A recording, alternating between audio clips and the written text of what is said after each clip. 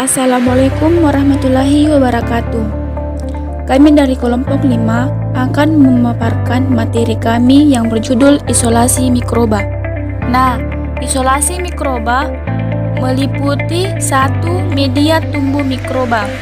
Menurut Sutejo 1996, media adalah suatu bahan yang terdiri dari campuran zat-zat hara nutrien yang berguna untuk membiarkan mikroba.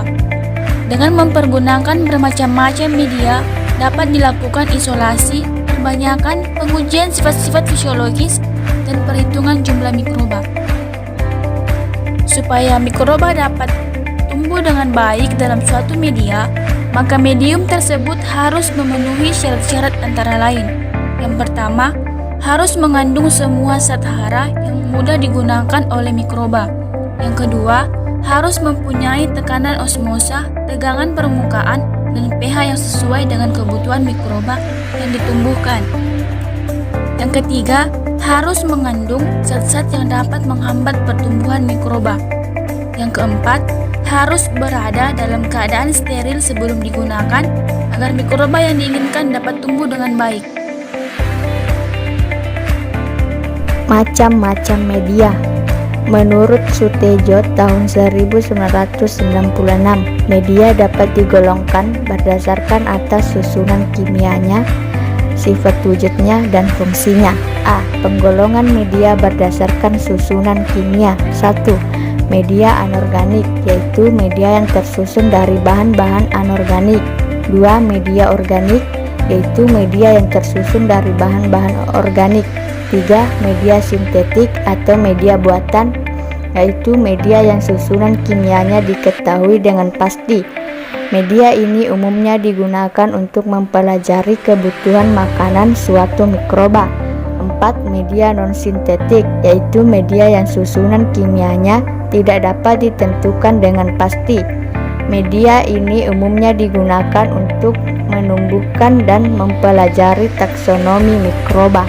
B. Penggolongan media berdasarkan sifat wujudnya. 1. Media cair, yaitu media yang berbentuk cair. 2. Media padat, yaitu media yang berbentuk padat. Media ini dapat berupa bahan organik alamiah, misalnya yang dibuat dari kentang, wortel, dan lain-lain, atau dapat juga berupa bahan anorganik, misalnya silika gel. 3. Media padat yang dapat dicairkan atau semi solid, yaitu yang apabila dalam keadaan panas berbentuk cair, sedangkan dalam keadaan dingin berbentuk padat, misalnya media agar. Bagian C. Penggolongan media berdasarkan fungsinya. Pertama, media diperkaya, yaitu media yang ditambahi zat-zat tertentu, misalnya serum darah, ekstrak tanaman, dan lain sebagainya, sehingga dapat digunakan untuk menumbuhkan mikroba yang bersifat heterotrof. Kedua, media selektif, yaitu media yang ditambahi zat kimia tertentu untuk mencegah pertumbuhan mikroba lain atau bersifat selektif. Misalnya, media yang mengandung kristal violet pada kadar tertentu dapat mencegah pertumbuhan bakteri gram positif tanpa mempengaruhi pertumbuhan bakteri gram negatif. Ketiga, media diferensial, yaitu media yang ditambahi zat kimia atau bahan tertentu yang menyebabkan suatu mikroba membentuk pertumbuhan atau mengadakan perubahan tertentu sehingga dapat dibedakan tipe-tipenya, misalnya media daerah, agar dapat digunakan untuk membedakan bakteri hemolitik atau pemecah darah dan bakteri non-hemolitik. Media penguji, yaitu media dengan susunan tertentu yang digunakan untuk pengujian vitamin, asam amino, antibiotika, dan lain sebagainya. Media untuk perhitungan jumlah mikroba, yaitu media spesifik yang digunakan untuk menghitung jumlah mikroba dalam suatu bahan. Media khusus, yaitu media untuk menentukan tipe pertumbuhan mikroba dan kemampuannya untuk mengadakan perubahan-perubahan kimia tertentu. Sutejo 1996. Cara pembuatan media. Garis besar pembuatan media yang tersusun atas beberapa bahan adalah sebagai berikut. Yang pertama, mencampur bahan-bahan. Bahan-bahan yang dilarutkan dalam air suling, kemudian dipanaskan dalam pemanas air supaya larutannya homogen. Yang kedua, menyaring. Beberapa jenis media kadang-kadang perlu disaring, dan sebagai penyaring dapat digunakan kertas saring, kapas, atau kain. Untuk media agar atau gelatin, penyaring harus dilakukan dalam keadaan panas. Yang ketiga, menentukan dan mengatur pH. Penentuan pH media dapat dilakukan dengan menggunakan kertas pH, pH meter, atau dengan komparator blok.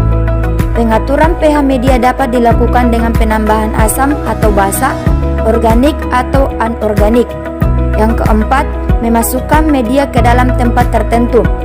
Sebelum disterilkan, media dimasukkan ke dalam tabung reaksi, Erlenmeyer atau wadah lain yang bersih. Kemudian dibungkus kertas sampul atau kertas perkamen supaya tidak basah sewaktu disterilkan. Yang kelima, sterilisasi. Pada umumnya sterilisasi media dilakukan dengan uap panas di dalam autoklaf pada suhu 121 derajat Celcius selama 15-30 menit. Menurut Sutejo tahun 1906. Media pertumbuhan bakteri oleh Atlas 2004. Dalam bidang mikrobiologi, untuk menumbuhkan dan mempelajari sifat-sifat mikroorganisme, diperlukan suatu media sebagai tempat pertumbuhan mikroorganisme. Media pertumbuhan harus memenuhi persyaratan nutrisi yang dibutuhkan oleh suatu mikroorganisme. Cappuccino 2014. Nutrisi yang dibutuhkan mikroorganisme untuk pertumbuhannya meliputi karbon, nitrogen, unsur non-logam seperti sulfur dan fosfor, unsur logam seperti Ca, Zn, Na, K, Cu, Mn, Mg, dan Fe, vitamin air, dan energi. Arulananthan 2012 dan Raffi Mannan 2014. Beberapa penelitian berhasil menemukan media alternatif untuk pertumbuhan mikroorganisme dari bahan-bahan yang mudah ditemukan di alam seperti dari sumber protein, yaitu kacang tunggak, kacang hijau, kacang kedelai hitam. Media alternatif dari sayuran yaitu wortel, tomat, kubis, dan labu. Dave Vanayaki 2012. Dari buah yaitu buah alpukat dan buah bit. Pamurewa 2008, Alzai 2011. Beberapa peneliti juga telah melakukan penelitian tentang media pertumbuhan bakteri dari berbagai sumber karbohidrat seperti ubi rambat, singkong, kentang, dan umbi palmira, bahkan sagu. Kose 2012, Martiniuk 2011, Tarmila 2011. 3. Isolasi bakteri dan dengan metode plat.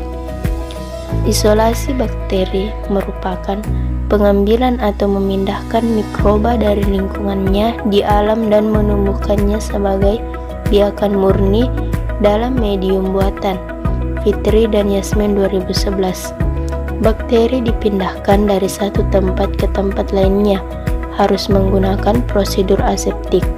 Aseptik berarti bebas dari sepsis, merupakan kondisi terkontaminasi karena mikroorganisme lain. Teknik aseptis sangat penting bila bekerja kontak dengan bakteri. Beberapa alat yang digunakan untuk menjalankan prosedur ini adalah Bunsen dan laminar airflow. Bila tidak dijalankan dengan tepat, ada kemungkinan kontaminasi oleh mikroorganisme lain sehingga akan mengganggu hasil yang diharapkan. Teknik aseptik juga melindungi laboran dari kontaminasi bakteri. Singleton dan Sainsbury 2006. Menurut Buchel 1998, isolasi mikroba memiliki beberapa cara, yaitu dengan cara goresan atau strict plate, cara tuang atau pour plate, cara sebar atau sprit plate, dan cara encer atau dissolution plate. Yang pertama, goresan atau strict plate. Metode yang sering digunakan yaitu strict plate atau penggoresan, karena metode ini lebih menguntungkan jika ditinjau dari sudut ekonomi dan waktu. Isolasi bakteri dengan cara penggoresan bertujuan membuat garis sebanyak mungkin pada permukaan medium pembiakan dengan jarum OC yang terlepas pada garis-garis tersebut semakin lama semakin sedikit, sehingga pada garis terakhir koloni yang berbentuk akan terpisah agak jauh. Penggoresan yang sempurna akan menghasilkan koloni yang terpisah. Inokulum digoreskan di permukaan media agar nutrien dalam cawan Petri dan jarum pindah atau loop inokulasi. Di antara garis-garis goresan akan terdapat sel-sel yang cukup terpisah sehingga dapat tumbuh menjadi koloni. Cara penggarosan dilakukan pada medium pembiakan padat bentuk lempeng. Bila dilakukan dengan baik, teknik inilah yang paling praktis. Dalam pengerjaannya, terkadang berbeda pada masing-masing laboratorium, tapi tujuannya sama, yaitu untuk membuat goresan sebanyak mungkin pada lempeng medium pembiakan. Ada beberapa teknik dalam metode goresan, yaitu goresan T, goresan radian, goresan kuadran, dan goresan langsung atau zigzag.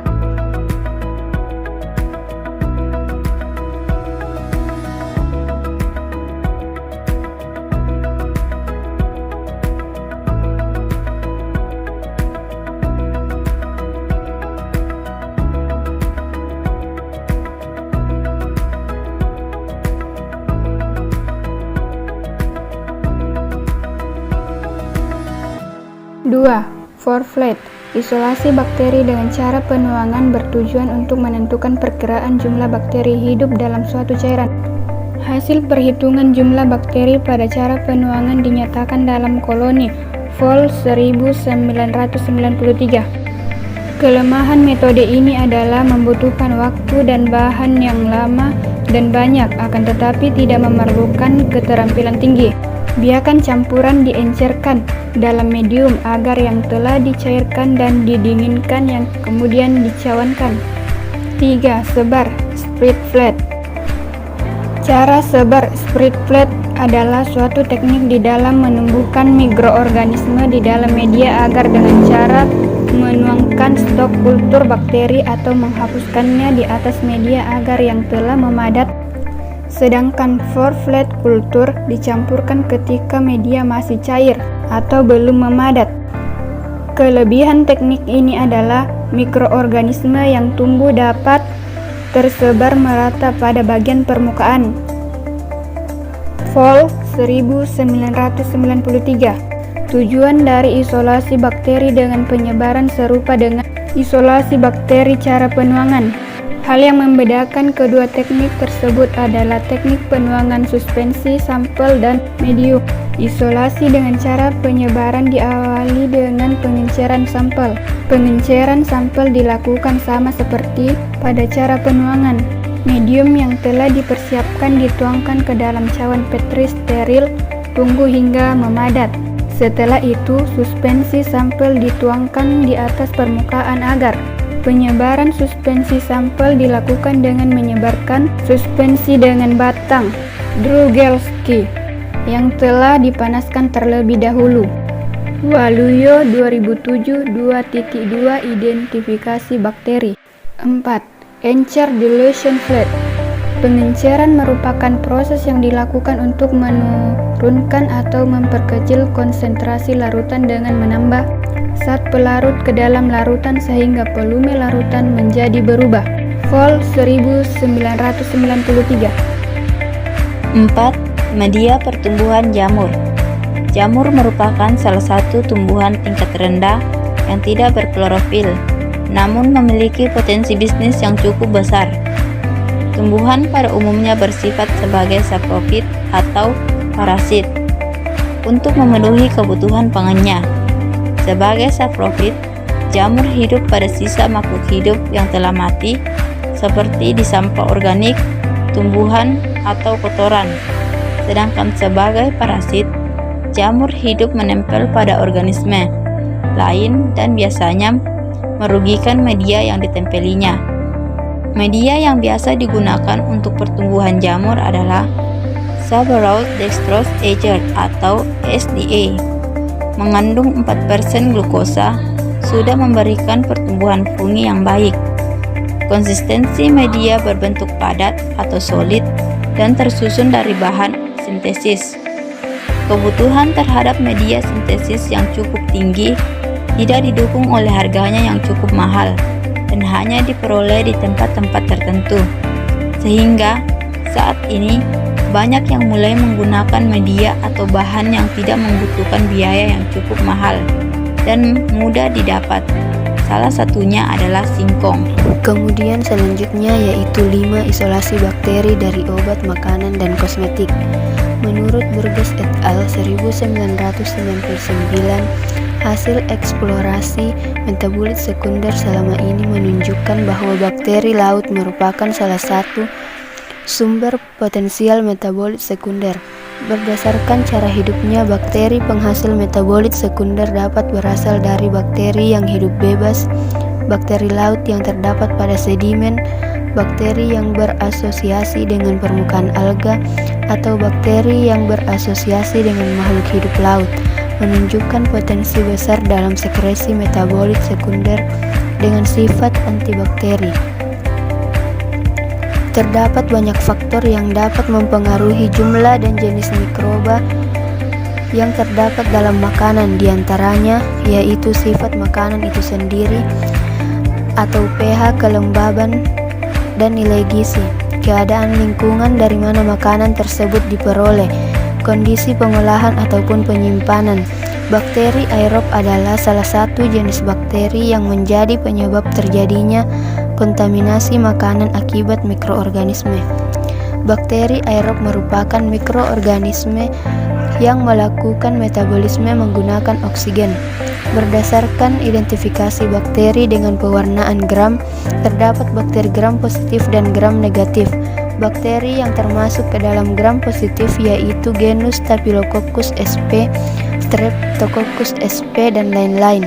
Bakteri yang tergolong gram negatif yaitu famili Pseudomonas atau genus Pseudomonas, Enterobacteriaceae atau genus Escherichia, Shigella, Klebsiella, Enterobacter, Proteus, Alkaligenes, dan lain-lain.